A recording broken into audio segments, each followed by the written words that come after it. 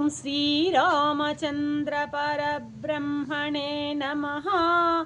శ్రీ గురుభ్యో నమః. శ్రీమాత్రే నమః. శ్రీ గణేశాయ నమః.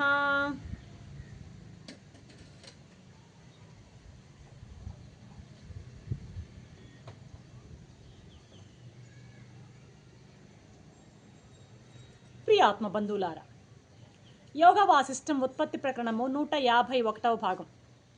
కర్కటి ప్రశ్నలకు మంత్రి సమాధానాలు ఇవ్వడం ఈ ఎపిసోడ్లో కూడా కొనసాగబడుతున్నమాట. సరే కర్కటి, నువ్వు అడిగావు కదా, నిప్పై ఉండి కూడాను కాల్చే శక్తి లేనిదేది, అగ్ని కాని దాని నుండి సదా అగ్ని ఉద్భవిస్తుందే, అది ఏది అని అడిగావు కదా. నిప్పై ఉండి కాల్చే శక్తి లేదు, అగ్ని కానటువంటి దాని నుండి సదా అగ్ని ఉద్భవిస్తున్నటువంటి ఆ పదార్థం ఏది అని నువ్వు అడిగావు. దానిని వివరించబోతున్నాను, విను. కర్కటి, ఈ జగత్తును ప్రకాశింపజేసేది ఆత్మ చైతన్యమే, బ్రహ్మ చైతన్యమే, శుద్ధ చైతన్యమే, పరమాత్మే. ఈ ఆత్మ అనేటువంటి అగ్ని సర్వత్రా వ్యాపించి ఉన్నది. అయితే ఈ అగ్ని ఎట్లాంటిదంటే మామూలు మన అగ్ని లాగా అన్నింటిని దహించేటువంటి అగ్ని కాదు ఇది. ఈ ఆత్మ చైతన్యం యొక్క శక్తి ఎలాంటిదో తెలుసా? ఇది దేదీప్యమానంగా ఉంటుంది. దేదీప్యమానమై ప్రకాశవంతమై ఆకాశంలాగా నిర్మలంగా ఉంటుంది. దేదీప్యమానంగా ఉంటుంది, ప్రకాశంగా ఉంటుంది, నిర్మలంగా ఉంటుంది. ఈ అగ్ని ఆకాశంలాగా, శరత్కాలంలో ఆకాశంలాగా నిర్మలంగా ఉంటుంది. కర్కటి, ఈ ఆత్మ చైతన్యమే సూర్యుడు మొదలైన, చంద్రుడు మొదలైనటువంటి అనేకమైనటువంటి వాటిని ప్రకాశింప చేస్తున్నాడు. సూర్యుడు వెలుగుతున్నాడంటే, చంద్రుడు ప్రకాశిస్తున్నాడంటే కేవలం ఈ ఆత్మ చైతన్యం యొక్క శక్తి వలనే. కర్కటి, ఇటువంటి ఆత్మ ప్రకాశం కల్పాంతంలో అంటే మహాప్రళయంలో కారుమేఘాలు కమ్ముతాయి కదా. ఆ మహాప్రళయ కాలంలో ఆ కారు మేఘాలు సైతము ఈ ప్రకాశాన్ని టచ్ చేయలేవట, సృశించలేవట. అంత గొప్ప చైతన్యం ఇది అంటున్నాడు ఇక్కడ వశిష్ఠ మహర్షి. అర్థమవుతుందా? కాబట్టి నీకు అర్థమై ఉంటుందనుకుంటాను, నీ ప్రశ్నకు సమాధానం వచ్చి ఉంటుందనుకుంటున్నాను.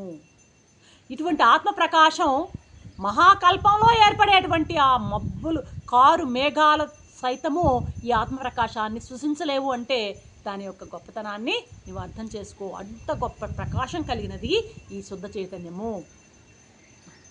కర్కటి, నువ్వు మరొక ప్రశ్న వేశావు. ఏంటి? తను నాశరహితుడై ఈ సమస్తాన్ని ప్రకాశింపజేస్తున్నది ఎవరు అని మరొక ప్రశ్న కూడా ఉంది. దీనికి సంబంధించిన ప్రశ్న నువ్వు అడిగిన దాంట్లో. దానికి కూడా సమాధానం చెప్తాను, విను.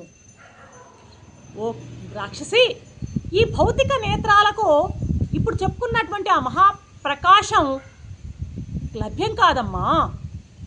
కేవలం ఇది అనుభవ రూపమే అయిన, అనుభవ రూపంగానే ఉంటుంది. కానీ భౌతికమైనటువంటి ఈ నేత్రాలకి ఆ ప్రకాశం కనిపించదు. అంతెందుకు, నీకు ఇంకొంచెం అర్థమయ్యేటట్టు చెప్తాను.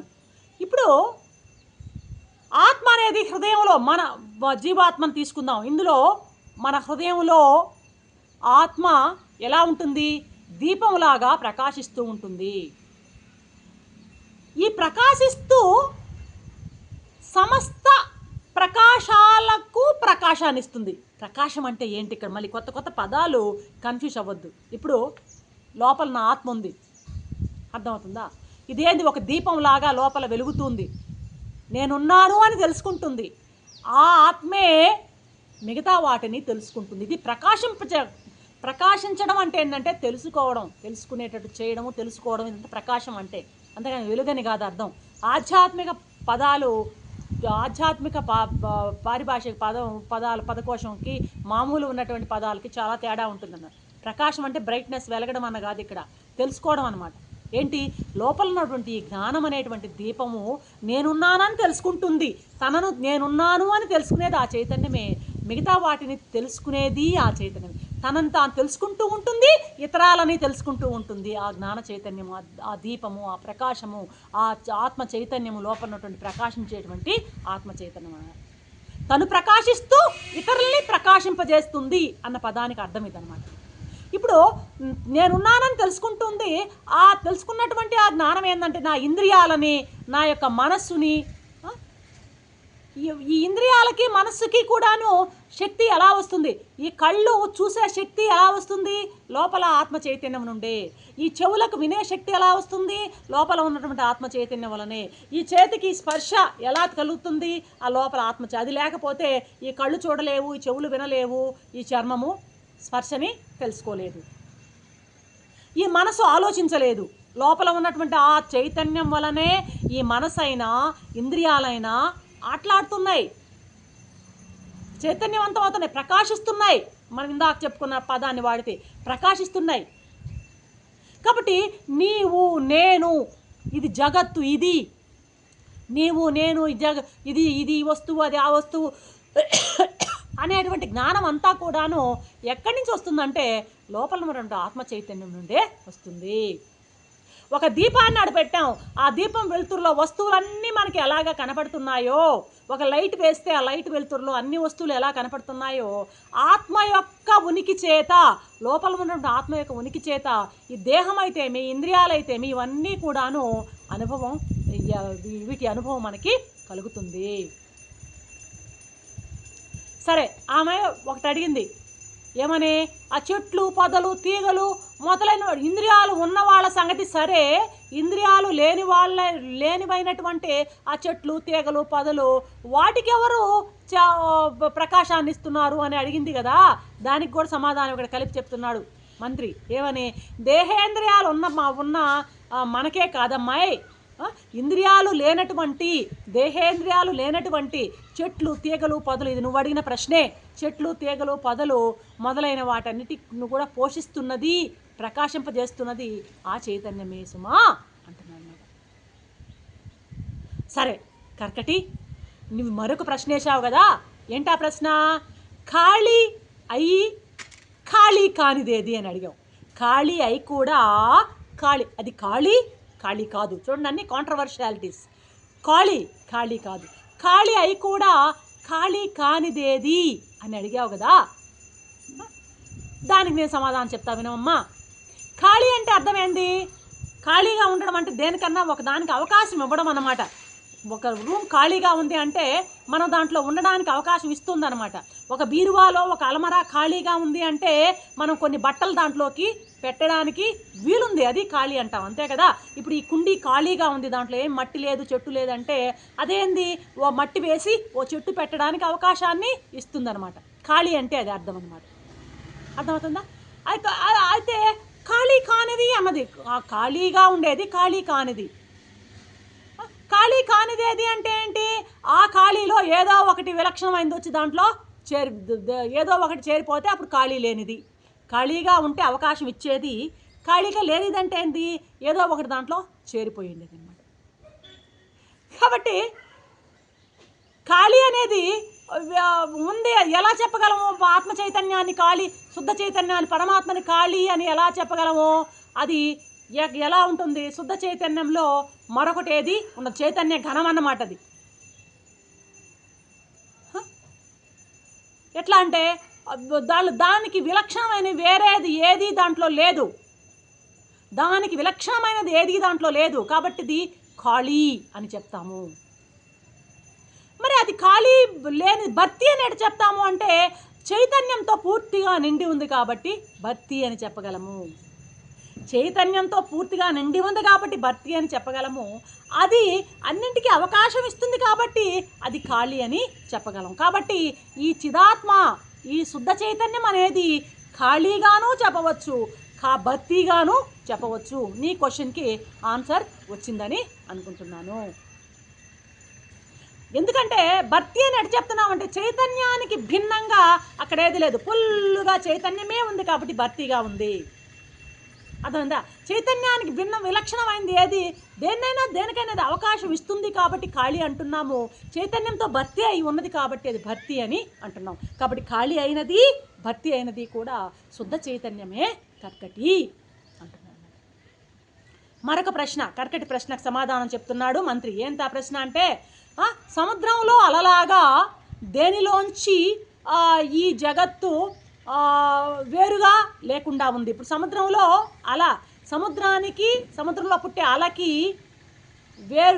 కనిపిస్తున్న అలాగా అది వేరుగా లేదు అని అడిగింది. ఆ ప్రశ్నకు సమాధానం చెప్తున్నాను. ఇప్పుడు సముద్రంలో అల పుట్టింది, సముద్రంలో ఒక అల పుట్టింది. ఈ కనిపించినటువంటి అల వేరుగా అనిపిస్తుంది మనకి నామరూపాల్లో. అది అలా అని పేరు పెట్టాం.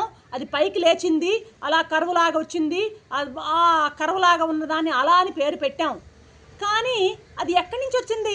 సముద్రంలోంచే వచ్చింది. సముద్రం కంటే అది వేరుగా లేదు. కాబట్టి సముద్రంలో అలలాగా దేని కంటే ఈ జగత్తు వేరుగా లేకున్నది అని అడిగావే, అది పరమాత్మ చైతన్యంలోంచి పుట్టినటువంటి ఈ ప్రపంచము, ఈ జీవ జగత్తులో ఒక జీవుడైతేమి జగత్ అయితేమి సముద్రంలో పుట్టిన అలలాగా, సుడిగుండంలాగా, ఆ నురుగులాగా సముద్రంలోంచే పుట్టిన వాటిలాగా పరమాత్మలోంచే పుట్టినవే ఈ జీవుడైనా జగత్తైనా బ్రహ్మాండ భాండాలైనా ఏవైనా సరే అందులోంచే పుట్టినవే. ఇది నేను చెప్పేటువంటి సమాధానం. అది నామరూపాలతో అలా అనిపిస్తుంది, కానీ అందులో ఉన్నది జలమే, సముద్ర జలమే. ఈ కూడాను కంటికి నామరూప క్రియాత్మకంగా ప్రపంచం కనిపిస్తున్నా అందులో ఉన్నది పరమాత్మే. అది నువ్వు అర్థం చేసుకోవాలా. కాబట్టి పరమాత్మకు మిథ్యారూపమైనటువంటి ఈ జీవ జగత్తులు ఏమాత్రము భిన్నం కావు. పరమాత్మే ప్రపంచంగా భాషిస్తుంది. జీవుడు జగత్తు అన్నవి అన్నీ కూడాను పరమాత్మే మారు వేషం వేసుకుని మనకి కనిపిస్తున్నాయి. అర్థం చేసుకో అంటున్నాడు మంత్రి. ఇంకొక ప్రశ్న, అసలు కర్కటి వేసిన ప్రశ్నలు చాలా ప్రశ్నలు మనం చెప్పుకోవడంలో కూడా కొన్ని ప్రశ్నలు మిస్ చేసాం. చాలా ప్రశ్నలు అన్నమాట. ఇంకొక ప్రశ్న అడిగింది ఏంటి, ఈ సముద్రానికి వేరుగా లేకున్నా వేరైనట్లు తోచినట్లు ఈ జగత్తు దేనికంటే వేరుగా లేకున్నా ఉన్నట్లు అది తోస్తోంది అని అడిగింది అనమాట. దానికి సమాధానం చెప్తున్నాడు మంత్రి. అలా సముద్రానికి వేరుగా లేకున్నా వేరులాగా తోస్తుంది. ఇందాకే చెప్పుకున్నాం అన్నమాట. వేరుగా సముద్రానికి వేరుగా లేకున్నా వేరుగా ఉన్నట్టు తోస్తుంది. అలాగే ఈ జగత్తు కూడా పరమాత్మ కంటే వేరుగా కాకున్నా వేరుగా ఉన్నట్టుగా కనిపిస్తుంది. ఈ ప్రపంచ నామరూప క్రియాత్మకమైనటువంటి ఈ జగత్తు పరమాత్మకు వేరుగా లేనే లేదు, అయినా కనిపిస్తుంది. ఎలాగా? అలా ఆ సముద్రానికంటే వేరు కాకున్నా వేరుగా ఉన్నట్టుగా కనిపించినట్టే ఈ ప్రపంచము పరమాత్మ కంటే వేరు కాకున్నా వేరైనట్లు కనిపిస్తుంది. అయిపోయింది ఈ ప్రశ్న.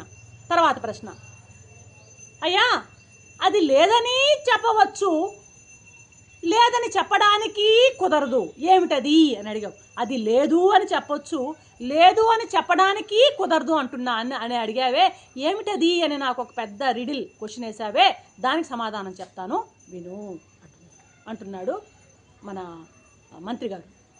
ఏమంటున్నాడు, ఏదైనా ఒకటి ఉంది అని చెప్పాలంటే దానికి ఒక ఆధారం ఉండాలి. అర్థమైందా? ఏదైనా ఒకటి ఉన్నది అని చెప్పాలంటే దానికి ఒక ఆధారం ఉండాలన్నమాట. ఆధారం లేకపోతే ఆధేయం ఉండదు. అర్థమైందా? అయితే ఇప్పుడు చూడు, అసలు ఏదైనా ఒకటి ఉందని చెప్పాలంటే ఆధారం ఖచ్చితంగా ఉండాల్సింది. ఆధారం లేకుండా ఆధేయం ఉండదన్నమాట. అధిష్టానం లేకపోతే ఆధేయము ఉండదు. ఆధారం లేకపోతే ఆధేయం ఉండదు. ఇప్పుడు నేనున్నాను అని నేను ఎట్లా చెప్తున్నాను? ఎలా చెప్తున్నా? నాకు ఒక దేహం ఉంది, ఈ దేహంలో నేనున్నాను ఎలా చెప్తాను? ఈ దేహంలో నేను ఈ దేహంలో ఉన్నాను, ఒక ఆధారం, ఈ దేహాన్ని ఒక ఆధారంగా చూపి నేనున్నాను అని చెప్తున్నాను అన్నమాట. ఒక ఆలంబనగా చూపుతున్నా, ఒక అధిష్టానంగా చూపుతున్నాను ఈ దేహాన్ని. ఈ శరీరంలో ఉండి నేనున్నాను అని అనుకుంటున్నా. అయితే పరమాత్మకు ఆధారం లేదు. అయితే అధిష్టానం లేకుంటే మామూలుగా ఈ యొక్క ఆధారం లేకుంటే ఆధేయం లేదని మనం అనుకున్నాం. కాబట్టి ఇప్పుడు మనం ఏమనాలా? పరమాత్మకి ఆధారం లేదు అని చెప్పొచ్చు. పరమాత్మకు ఆధారం లేదు అని చెప్పొచ్చు. అది లేదు అని చెప్పొచ్చు అనమాట. అయితే అలా లేదు అని చెప్పడానికి వీలు లేదు అనేది మరొకటి అనమాట. ఎలా చెప్పగలవాలా అంటే అది సత్ కాబట్టి లేదనేది చెప్తావు.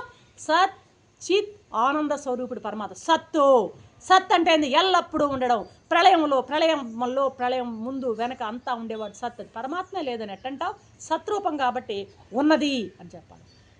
అర్థమైందా? కాబట్టి అయితే అక్కడ దానికి ప్రత్యేకమైన ఆధారం అవసరం లేదు పరమాత్మకి. దానికి అదే ఆధారం. ఇందాక అనుకున్నట్టు కూడా మనం ఆధారం ఉండాలి అని చెప్పి అనుకున్నాం కదా, అధేయానికి ఆధారం ఉండాలనుకున్నాం కదా. కానీ ఆ పరమాత్మే ఆధారము ఆధేయం, ఆయన రెండు ఆయనే. కాబట్టి ఇప్పుడు లేదని చెప్పవచ్చు, లేదని చెప్పడానికి కుదరదు. కాబట్టి ఓ రాక్షసి, శుద్ధ చైతన్యమైనటువంటి ఆ పరబ్రహ్మం ఒక్కటే సర్వదా ఎప్పుడు సత్యమై వెలుగుతుంది. సత్ అంటే ఎల్లప్పుడూ ఉంటుంది. ఇప్పుడు చెప్పుకున్నాం, ప్రళయానికి ముందు, ప్రళయం తర్వాత కూడా మనగలిగేది కేవలం పరమాత్మ చైతన్యం ఒకటే. దానికి ఆది మధ్యాలు లేవు, అంతరాలు లేవు, మొదలు లేదు, చివరా లేదు, ఆది లేదు, అంతము లేదు. దానికి ఆది అంతం లేదనమాట. అది ఎలా ఉందా అంటే పరమశాంతమైనదే, చిన్మాత్రమైనదే, వికారాలు లేనిది, అందులో ఎటువంటి వికల్పాలు లేనటువంటిది ఆ శుద్ధ చైతన్యం. ఇంకా చెప్పాలంటే ద్వంద్వాలకు అతీతము, శాంతమైనటువంటి బుద్ధి గల వాళ్ళు మాత్రమే దానిని పొందగలరు, చూడగలరు, అనుభవించగలరు. కర్కటి మనమంతా ప్రయత్నించాల్సింది దేనికంటే ఆ పరమాత్మని తెలుసుకోవడానికి, అనుభవించడానికే మన ప్రయత్నం అంతా జరగాలి. అది ఏకరూపమైనటువంటి ఒకే తత్వమమ్మా. అందులో గుణాలు సత్వ రజస్ తమో గుణాలు ఏవి లేవు, నిరంజనం, ఏ గుణాలు లేవు, నిర్మలమైందది, ఏకరూపంగా ఉన్నదది. ఈ విషయాలను ఎవరు చెప్తున్నారు? జ్ఞానులు చెప్తున్నారు. కర్కటి మనమంతా ప్రయత్నం చేసి ఆ పరమాత్మను పొందడమే మన ధ్యేయంగా ఉండాలి అంటూ మంత్రి తన సమాధానాలు చెప్పడాన్ని ముగిస్తున్నాడు ఈ ఎపిసోడ్తో. రేపు కర్కటి ఏముంటుందో చూద్దాం. అంతవరకు సెలవు. సర్వం శ్రీరామచంద్ర చరణారవిందార్పణం.